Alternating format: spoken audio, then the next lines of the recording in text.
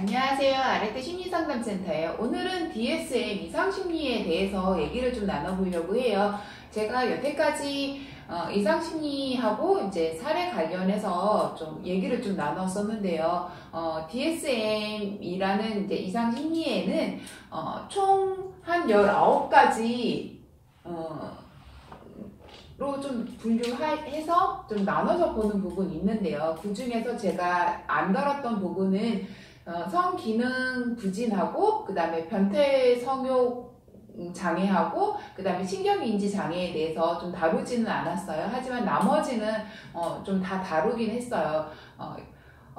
DSM에서 얘기하는 부분은 발달 장애 라는 부분도 있고 그 다음에 정서적으로 좀 힘든 부분으로 좀 두 가지로 좀 나눠서 볼 수 있을 것 같아요. 그래서 보통 발달 장애 같은 경우에는 신경 발달이라고 얘기하는 부분이 있고요. 신경 발달에는 보통 이제 영유아에서 아동 청소년까지 속하는 부분이 있는데 그 중에서는 지적 장애도 있고 발달 지원 아이들도 있고 의사소통 장애 도 있고 자폐 스펙트럼 장애도 있고 ADHD도 있고 학습 장애도 있고 뭐 운동 장애, 뭐 틱 장애 그렇게 좀 나눠볼 수 있는데요. 우선은 의사소통 장애에는 언어 장애하고 말소리 장애, 유창성 장애, 뭐 사회적 의사소통 장애로 좀 나눠볼 수도 있고요. 그리고 운동 장애 같은 경우에는 발달 협응이랑 상동적 운동 장애로 좀 나눠볼 수 있는데 운동 장애 같은 경우에는 보통 이제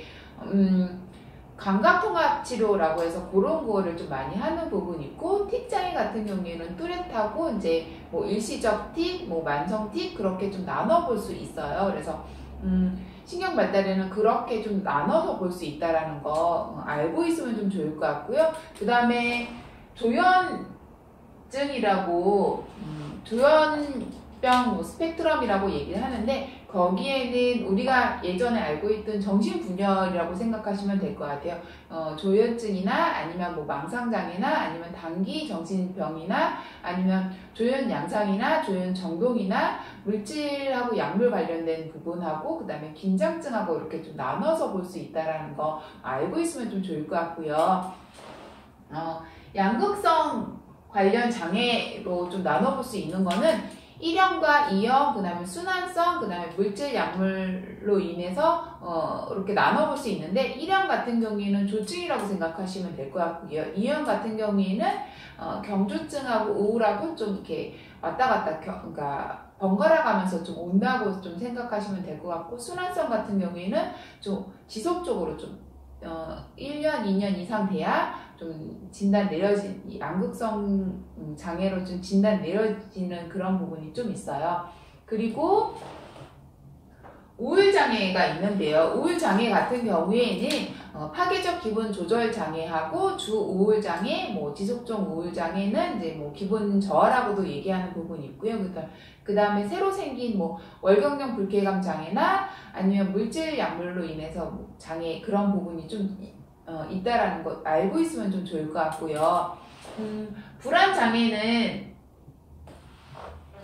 분리불안 장애나 아니면 선택적 항구증, 그 다음에 특정 공포증, 그 다음에 뭐 사회 불안증, 그 다음에 광장장애, 공황장애, 그 다음에 범불안장애, 물질 관련된 장애로 이렇게 좀 나눠서 볼 수 있다라는 거 알고 있으면 좀 좋을 것 같아요. 불안장애에서도 뭐 분리불안이나 선택적 항구증 같은 경우에는 어린 아이들이 좀 소아 아이들이 좀 걸리는 부분이 있다라는 거 그렇게 좀 알고 있으면 좀 좋을 것 같아요. 그리고 청소년 같은 경우에는 사회 불안이 좀 많이 오는 그런 부분이 좀 있어요.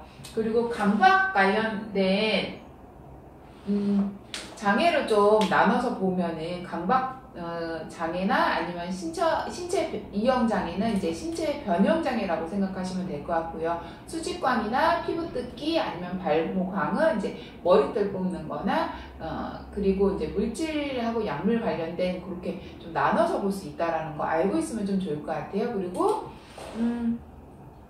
외상후 스트레스 관련 장애를 좀 보면은 반응성 애착장애나 탈억제 사회적 유대감 장애나 아니면 외상후 스트레스 장애, 급성 스트레스 장애, 그 다음에 적응 장애로 좀 나눠볼 수 있는데요. 반응성 애적 장애나 아니면 탈억제 사회적 유대감 장애 같은 경우에는 이제 아이들, 소아 아이들이 경험할 수 있는 부분이 있어요. 그리고 적응 장애 같은 경우에는 이제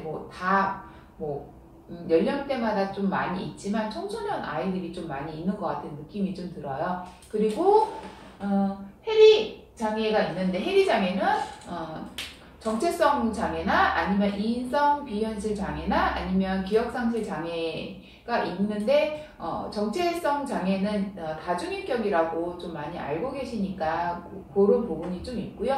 그 다음에 신체 증상 관련 장애가 있는데, 이거 같은 경우는 신체 증상 장애나 아니면 질병 불안 장애는 이제 건강 염려증이라고 예전에 얘기한 부분이 있으니까 그렇게 알고 있으면 좋을 것 같고요. 그 다음에 전환 장애도 있고 인위성 장애도 있어요. 그래서 그렇게 있다라는 거 알고 있으면 좀 좋을 것 같고요.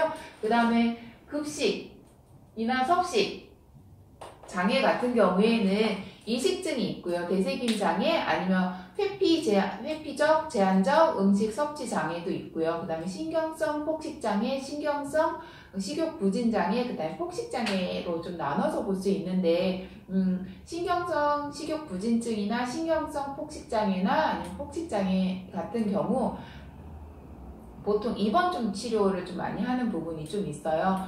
그리고 배설 장애 같은 경우에는 윤유증하고 유분증이 있는데, 보통 유아나 아동, 그러니까 초등학교 저학년 아이들이 좀 많이 보이는 그런 증상들이 좀 있어요. 그리고 수면 각성 장애는 상담에 그렇게 많이 오지는 않아요.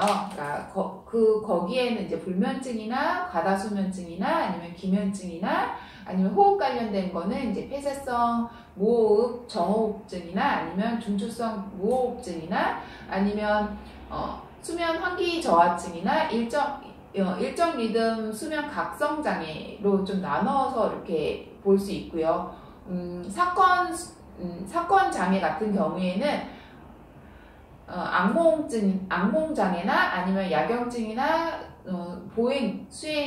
수면 중에 그러니까 벗는 그런 장애로 좀 나눠서 볼 수 있는 부분이 있어요. 그리고 급성 운동, 안구 운동, 수면 장애로 좀 그렇게 좀 볼 수 있고요. 그리고 하지 불안이나 아니면 물질이나 약물로 인해서 그렇게 수면 각성 장애로 좀 나눠볼 수 있는 부분이 있고요. 그 다음에 성불편증 같은 경우에는 성정체감 장애라고 생각하시면 될 것 같아요. 성소수자라고 생각하시면 될 것 같고요. 그 다음에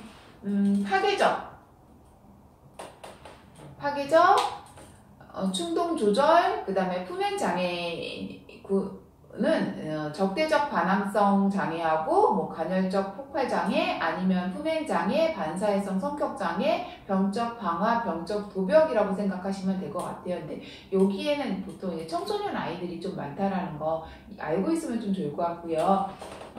물질 관련 장애가 있는데, 이거 같은 경우에는 10대 청소년 하나 아니면 성인 초기가 좀 많이 있어요. 예를 들어 알코올 관련된 거나 아니면 카페인 관련된 거, 담배 관련된 거, 비물질, 도박이나 인터넷 게임 그런 부분이 있는데, 이게 가장 좀 제일 많이 있는 것 같고요. 그리고 대마 관련, 아판 관련, 자극제 관련, 환각제 관련, 흡입제 관련, 그 다음에 진정수면 항불안제 관련된 그런 것들이 있는데, 이거는 사용장애나 중독이나 금단, 그렇게 세 가지로 좀 나눠서 볼 수 있다는 거 알고 있으면 좀 좋을 것 같아요. 그리고 제가 우선 마지막으로 인격장애도 좀 다뤄봤는데요. 인격장애 같은 경우에는 A군, B군, C군으로 좀 나눌 수 있는데, A군 같은 경우에는 편집성 인격장애가 있고 조현형 인격장애가 있어요. 그리고 B군 같은 경우에는 반사회성, 그 다음에 연극성, 자기애성, 그 다음에 경계선 인격장애로 좀 나눠볼 수 있고요. C군 같은 경우에는 회피성, 그 다음에 의존성, 그 다음에 강박성, 인격성, 인격장애로 좀 나눠볼 수 있는데요. 우선은 제가 DSM에 대해서 이렇게 쭉 한번 나열한 거는 여태까지 제가 영상을 좀 찍었기 때문에 한번 쭉 나열해 봤고요.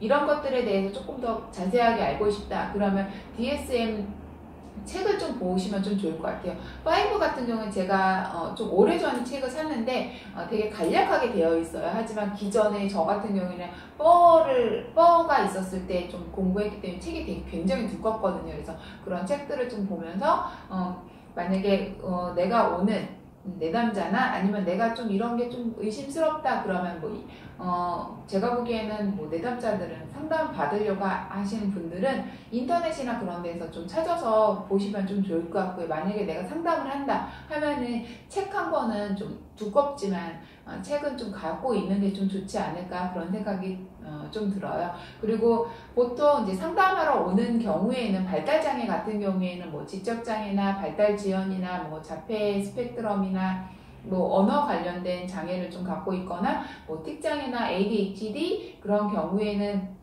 이제 심리상담을 좀 많이 하는 부분이 있고요. 아까 운동장애 같은 경우에는 감통을 좀 많이 하고요. 그 다음에 의사소통 장애는 이제 언어치료를 좀 많이 하는, 언어치료나 인지학습 치료를 좀 많이 하는 부분이 있어요. 그리고 심리상담 같은 경우에는 우울이나 아니면 불안, 아니면 외상후 스트레스나 그런 부분을 좀 경험하는 경우에 좀 많이 오는 부분이 있고요.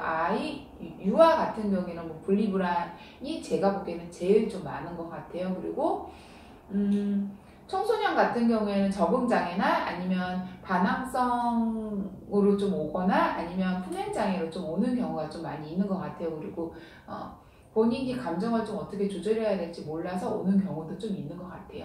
오늘은 좀 이렇게 간단하게 좀 이상으로 마치겠습니다. 감사합니다.